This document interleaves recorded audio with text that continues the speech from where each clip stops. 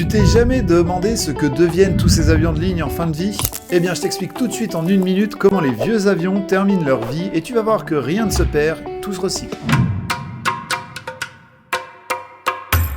Bienvenue sur la chaîne numéro 1 de l'aviation sur les réseaux. N'hésite pas à t'abonner si toi aussi tu es passionné d'aéronautique ou simplement curieux. Je m'appelle Camille, pilote de ligne d'après mon CV depuis plus de 15 ans et je te montre tout de suite comment ton avion Ryanair finit par se retrouver dans ton frigo. Comment se passe la fin de vie d'un avion de ligne? Un avion de ligne pourrait en théorie voler pendant plusieurs décennies.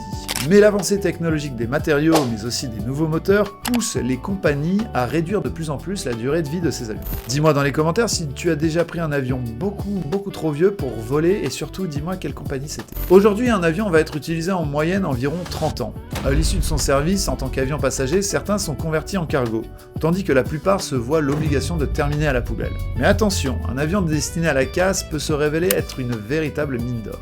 Partage la vidéo avec tes potes écolos car tout se recycle dans un avion de ligne, tu vas voir. Tout d'abord, il faut savoir que les moteurs d'un avion valent encore beaucoup d'argent et peuvent servir à d'autres avions. Il y a également le train d'atterrissage qui doit être complètement inspecté tous les 12 ans. Les instruments de bord valent aussi beaucoup d'argent.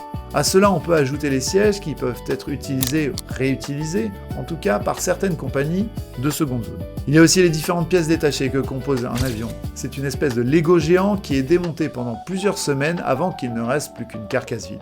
Et même le squelette de l'avion a encore un peu de valeur, puisque l'aluminium va être en partie recyclé pour faire des canettes de Pepsi par exemple. Et voilà comment un avion de plus de 400 tonnes finit par se retrouver dans ton frigo.